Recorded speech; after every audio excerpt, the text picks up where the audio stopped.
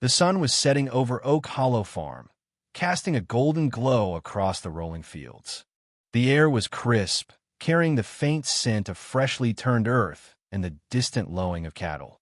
For James Callahan, this was home, a sanctuary he had inherited from his grandfather, a place where he could escape the chaos of the world and find peace in the rhythm of farm life. But today, as he drove his old pickup truck down the dirt road leading to his property, something felt off. James had spent the day in town running errands and picking up supplies. He had left early that morning, expecting to return to the usual tranquility of his farm. But as he turned into his driveway, his heart sank. His front pasture, the very land he had worked so hard to maintain, had been transformed into something out of a suburban nightmare. There were tents, brightly colored, obnoxiously cheerful tents, scattered across his field. Lawn chairs, picnic blankets, and portable grills were set up haphazardly, as if his land had been turned into a public park. At least 40 people were lounging around, sipping mimosas, nibbling on charcuterie boards, and laughing as if they had every right to be there. Children were running through his vegetable garden, trampling the tomatoes and cucumbers he had painstakingly cultivated for months. And there, standing in the center of it all, directing traffic like she owned the place, was Amanda Holloway. Amanda was the head of the Oak Hollow Homeowners Association, HOA, a woman who had moved to the area just a few years ago and had since made it her mission to civilize the rural community. She was dressed in a pristine white sundress, her hair perfectly coiffed, and her designer sunglasses perched on her nose. She looked like she had stepped out of a magazine, completely out of place in the rustic setting of James's farm. James slammed his truck into park, the tires skidding on the dirt.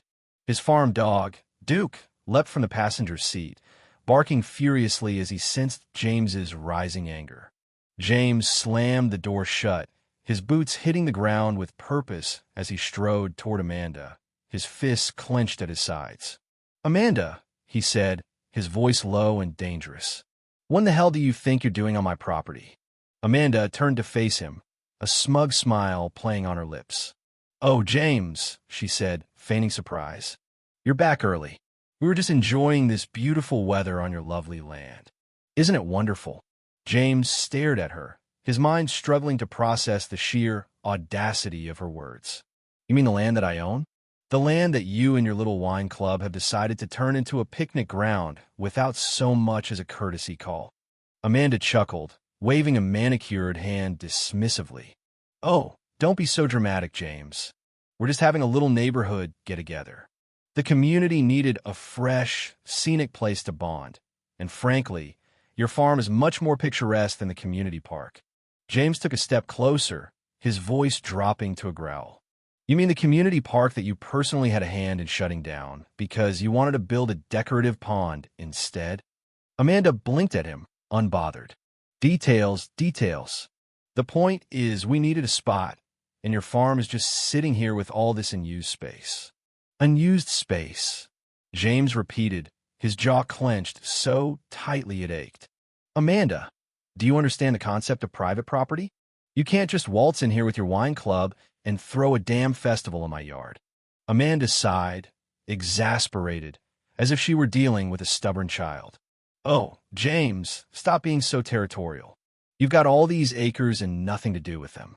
Honestly, it's selfish of you not to share. Think of this as an opportunity for some goodwill with the community." James glanced around at the scene. There was an elderly woman setting up a badminton net between two of his fence posts. A group of dads was tossing a football dangerously close to his chicken coop. Two kids were chasing his barn cat, and some man in cargo shorts was examining his tractor like he was about to put it up for auction. James took a deep breath, his pulse pounding in his ears. "I'm going to give you exactly 5 minutes to clear out." Amanda rolled her eyes. "Oh, don't be ridiculous. We'll be done in a few hours. Just go inside, take a nap or something. You'll barely notice we're here." James smiled then, a slow, knowing smile that made Amanda's confidence falter for the first time since he had arrived. "All right," he said, nodding. "If you won't leave willingly, I'll handle it my way." Without another word, he turned on his heel and strode toward the barn. His bulls had been locked up all day, restless and eager for some open space to stretch their legs. He had been planning on letting them out into the south pasture later in the evening, but plans change. James reached the heavy wooden gate and unlatched it with a satisfying click. The bulls snorted, sensing their freedom, their massive hooves stamping against the dirt. These weren't your friendly, docile dairy cows. These were bulls, all muscle, horns, and attitude, and they weren't used to unexpected guests in their territory. Behind him, he heard Amanda still prattling on about how he needed to embrace the spirit of hospitality. That was when he swung the gate wide open. A beat of silence. Then, with a rumbling sound like distant thunder, the bulls surged forward. Screams erupted across the picnic.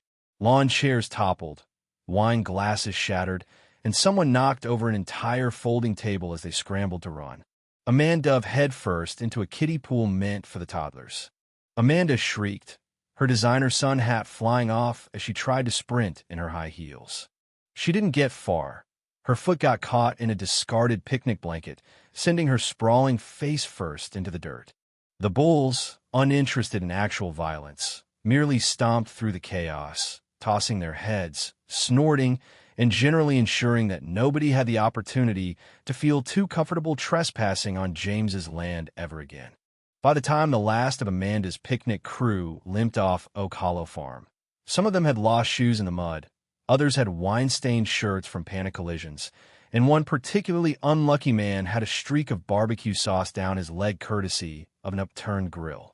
The bulls, now satisfied with their brief reign of terror, had retreated to their usual grazing spots, their tails flicking lazily as if they hadn't just caused a suburban exodus. James leaned against his truck, arms crossed, watching Amanda struggle to compose herself. Her once pristine sundress was streaked with dirt, and a single piece of lettuce clung to her hair like a badge of humiliation. Amanda whipped out her phone, stabbing at the screen with vengeance. "You'll regret this, James," she seethed, not even looking up. "I swear on everything, you will pay for this." James shrugged. "The only thing I regret is not grabbing a beer to enjoy the show." And with that, he whistled for Duke, turned on his heel, and walked back toward the house, leaving Amanda and her HOA circus to figure out how to escape their very unexpected bull run.